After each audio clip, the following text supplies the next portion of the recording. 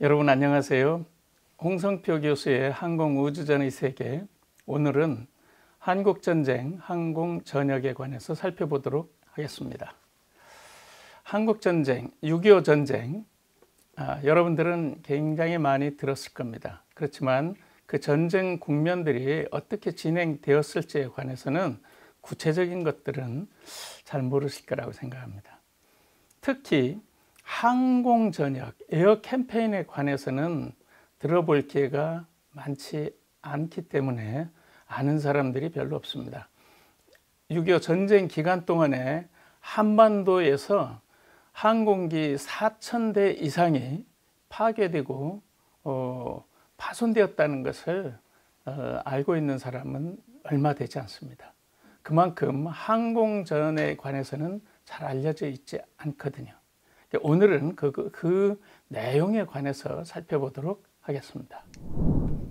말씀드릴 순서는 한국전쟁 개관, 에어 캠페인, 그 다음에 분석 및 교훈인데, 오늘은 낙동강 방어선까지 하고 마치도록 그렇게 하겠습니다.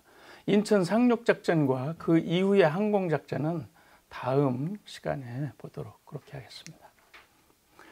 한국전쟁 개관인데요. 1950년 6월 25일에 북한의 남침으로 시작된 전쟁은 53년 7월 27일까지 지속이 되었습니다. 6월 25일 날 기습 남침을 감행한 북괴군은 불과 한 달 만에 낙동강까지 밀어붙이는 그러한 기세를 올렸습니다. 그렇지만 9월 15일 인천 상륙작전을 통해서 유엔군의 반격이 시작됐고, 그 반격은 압록강, 초산과 해산진까지 북진을 하게 됐습니다. 그랬다가 10월 말부터 중공군들의 개입이 은밀히 진행이 되어서 11월 후반 그리고 12월 중에 우리는 중공군의 기세에 밀려서 다시 후퇴를 하게 됐습니다. 그래서 안성과 충주 선까지 후퇴를 하였다가 이듬해 51년 2월부터 반격에 들어가서 다시 38선까지 진격하는 그러한 양상으로 전쟁은 지속이 됐습니다. 전쟁 발발 전의 남북한 상황을 살펴보면 메가더 장군은 한국의 군사 상황에 관해서 그렇게 얘기했습니다. 한국이 군사력 강화하면 남북한 간의 군비 경쟁을 촉진할 우려가 있다. 전쟁이 발발 가능성이 있고 동북아 지역 안보 불안이 증대될 수 있다. 이렇게 얘기를 했습니다. 트루먼 대통령은 회고록에서 메가더 원수가 한국군은 북한군의 공격을 능히 방어할 수 있으며 한국군의 훈련 수준도 만족할 만한 상태고, 한국에서 공산군이 남침하는 극한 상황은 일어나지 않을 것으로 믿고 안심하고 있었다라고 회고록에 쓰고 있습니다. 반면에 이승만 대통령은 북한의 전력 증강에 매우 민감해하면서 5월 11일에 이렇게 말씀하셨습니다. 북한군의 남침이 임박했다. 이들의 남침 전쟁을 방지하고 한국의 안전을 도모하기 위해서는 미국의 원조밖에 없다. 그러나 미국의 원조는 우리가 필요한 양에 미치지 못하고 있다. 따라서 이러한 상황이 지속된다면 5, 6월에 어떤 일이 일어날지 아무도 예측할 수 없다. 이렇게 곧 임박하고 있는 전쟁에 대해서 이승만 대통령은 예고를 했습니다. 북한 상황은 어떠했는가? 48년 2월 8일에 인민군이 창설됐습니다. 정부가 9월 9일에 김일성 정부가 수립이 됐으니까 약 7개월 전이죠. 2차 대전에 참전했던 소련 중공군 정예병력 500명이 귀환을 해서 인민군에 그대로 편입이 됐습니다. 그리고 대부분 소련과 중공군에서 복무한 한국인들이 주로 간부들을 맡았습니다. 한국인으로 편성된 중공군 부대 전원이 인민군으로 편입이 됐고, 소련군이 철수할 적에 대부분의 장비, 무기들을 인민군에 이관을 했습니다. 약 3,000명의 소련 군사 고문단이 잔류하면서 북한군 군사훈련을 지도했습니다. 전쟁 직전에 남북한 군사력 비교를 보면 병력은 남한이 10만 6천 명, 북한이 20만 명으로 약 2대 1의 비율입니다. 항공기를 보면은 한국은 L4, L2 연습기 24대가 있었고 북한군은 이미 211대의 항공기를 보유하고 있는 것으로 파악이 됐습니다. 함정은 한국이 28척, 북한이 30척. 항공 전역에 관해서 살펴보겠습니다. 1단계 낙동강 방어선까지 후퇴, 그 다음에 2단계는 반격, 낙동강 방어선을 지키고 인천 상륙작전을 감행한 그 시기입니다. 그리고 압록강까지 진격하는 시기. 3단계는 중공군 개입으로 후퇴를 하는 일사후퇴. 4단계는 정전회담 기간 중에 전투가 되겠습니다. 제1단계 개전 낙동강 방어선까지 그 기간에는 주한 외국인 철수와 그것이 가장 시급했던 문제였습니다. 미국으로서는 대사관과 선교사들이 한국에 약 2,000명 가까이 들어와 있었는데 그분들의 안전을 확보하기 위해서 전쟁 그 선포와 상관없이 자국민 보호 차원에서 항공작전을 시작했습니다. 한국 공군에게 F-51 그 무스탕기를 인계를 했고 또 미 8군 사령부와 5공군 사령부가 대구에 각각 전개했습니다. 미 본토에서 F-51 추가 지원을 했습니다. 주한 외국인 철수와 최초 공중전은 6월 25일 야간에 무초 주한 미국 대사가 도쿄 주재 극동군 사령관 메가더 장군에게 미국 대사관 직원, 가족, 선교사 등 그 인원을 안전하게 철수시키는 그것을 도와달라 이렇게 요청을 했고 5공군에서 그 임무를 담당을 했습니다. 그래서 6월 27일에서 29일 사이에 C-54 수송기 또 C-47 수송기 선박 이런 것들을 이용해서 1756명을 일본으로 실어 날랐습니다.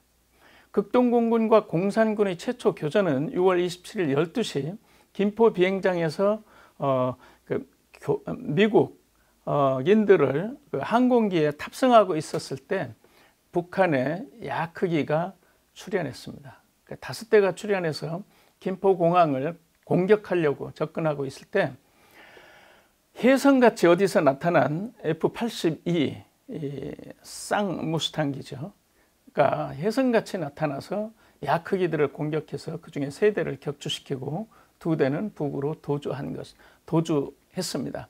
그것을 공군사관학교 1기 이배선 대령님이 공군사관학교 캠퍼스가 그때 김포공항 그 안에 있었거든요. 옆에. 그 캠퍼스에서 쳐다보면서 그 광경을 목격했다고 육성 증언을 했습니다. 야크기가 김포공항으로 접근할 적에 야 저거 큰일 났다 라고 생각했는데 쏜살같이 어디서 정말 번개같이 나타난 F-82가 야크기들을 공격해서 3대는 격추시키고 2대는 도주하는 광경을 생생하게 목격하면서 이배선 대령님은 나도 빨리 조종사가 되어야지 라는 생각을 했다고 기록을 남겼습니다. 6월 27일 오후에 적 IL-10 10대가 김포 비행장을 공격했고 F-81 제트 전투기가 그중에 4대를 격추시키고 격퇴를 시켰습니다. 이것이 6.25 전쟁 최초의 공중전입니다. 그래서 미국민들을 안전하게 철수하기 위한 공수작전에 북한 공군기들이 공격하려 나타났다가 오히려 격추당하고 격퇴당한 그것이 첫 항공전이라고 하겠습니다. 한강방어 항공지원작전인데요. 한강을 도하하는 군, 민간인들을 보호하기 위해서 미 공군이 작전을 했습니다. 오키나와 기지에서 B-29 폭격기들이 출격을 했고 존슨 기지 미 본토에 있습니다. B-26 폭격기들이 또 출격을 했습니다. 그 다음에 F-80, B-26 이런 항공기들이 출격을 해서 한강을 도하하는 우리 한국민들을 보호를 하고 또 북한 군들의 도하를 저지 차단하는 그러한 작전들을 수행을 했습니다. 거기에 보면은 한국 지상군 열세로 북해군 남침 저지 실패했는데 한국군과 미 극동공군의 연락체계가 그 당시에는 연락체계가 없었습니다. 그래서 전술항공 통제반도 배치되지를 못했고 사용하는 지도 좌표도 일치하지 않아서 어렵게 교신을 해도 서로 의사소통이 안 되는 그런 상태였다고 합니다. 미 조종사들의 항법 능력 부족, 우리 한국 같은 지형에 익숙하지 않죠. 또 피하 위치식별 미흡, 오폭 이런 것으로 여러 가지 문제점들이 드러났습니다. 전쟁 초기에 제공작전은 비교적 순조롭게 이루어졌습니다. 왜냐하면 미 공군기들이 북한군 공군기들에 비해서 성능이 우세하고 또 작전 개념이 미국은 아주 프로페셔널한 반면 북한은 이제 막 군을 양성하고 있는 그런 단계이기 때문에 아무래도 작전 개념이나 이런 것들에 있어서 차이가 많이 나죠. 그래서 제공작전은 순조롭게 됐습니다. 그래서 개전 한 달 만에 그 한반도 상공에서의 제공작전은 완전히 성공을 거뒀다. 이렇게 평가를 받았습니다. 그 6월 29일 B-26 폭격기 18대가 일본의 존슨 기지를 출격해서 평양 비행장을 폭격했습니다. 그리고 적기 25대를 파괴하고 야크기 1대를 격추시키고 또 4주 만에 한반도 상공 공중 우세가 확보되었고 6주 후에 북한 공군은 흔적조차 찾을 수 없게 이렇게 됐습니다. 8월 초까지 지속적인 적 비행장 공격으로 적기 약 110대 이상을 파괴시켰습니다. 한국 공군에게 F-51 무스탕을 인계를 했습니다.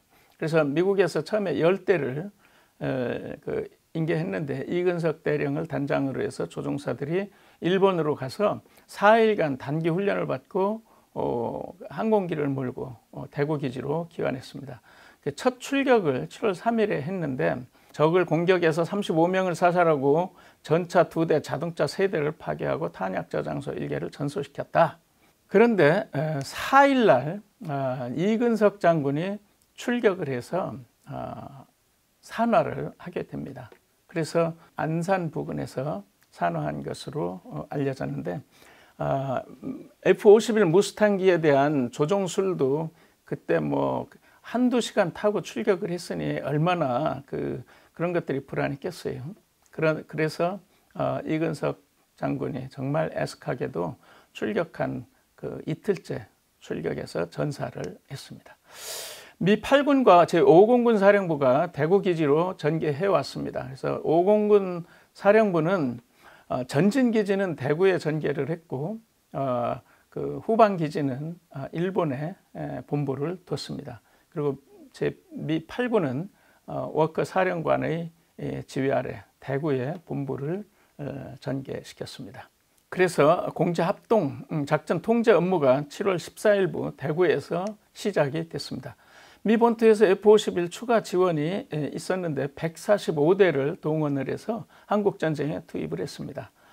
그리고 디배치된 51, 40 비행대대가 부족한 장비, 물자 이런 것들을 지원을 했고 필리핀의 13공군 차출 비행대대도 한반도 전역으로 들어왔습니다. 그래서 그때의 F-80Z 전투기와 F-51 무스탕 프로펠러 전투기를 같이 쓰고 있었는데 주력을 F-80Z 전투기로 썼습니다. 그런데 F-80은 단점이 뭐냐면 일본에서 출격해 오니까 우리 전선에서 채공 시간이 짧아서 육군들이 뭐 도움을 요청하고 뭐하고 하면 금방 왔다 금방 가니까 너무나 아주 답답해했어요. 그래서 그 F-80보다는 F-51 무스탕이 비록 프로펠러기지만 40분 이상 제공할 수 있고 전선 상공에서 그런 대로 아쉬운 대로 캐스 임무는 수행하니까 F-51로 바꿔달라고 그 지상군 사령부에서 요청을 했습니다. 그래서 F-80 제트기와 F-51 프로펠러기를 바꿔서 투입하기도 했습니다. 그렇지만 북한에서 미그 15가 출현하면서 미그 15와 F-51은 상대가 안 되거든요. 그래서 다시 F-80으로 다시 전환시키는 그런 조치를 취했습니다. 메가더 사령부의 지휘체계, 참고적으로 메가더 사령부에는 항공참모가 없었습니다. 그 극동 공군사령부 스트래트 마이어 장군이 지휘하는 극동 공군사령부가 별도로 있었고, 메가더의 그 제너럴 스타프에는 에어맨들이 전혀 들어있질 않았습니다. 그래서 공제 합동작전을 수행하는데 긴밀하게 되지를 못했죠. 그 다음에 이제 낙동강 방어선인데요. 낙동강 방어작전, 우리로서는 절체절명의 위기 순간이죠.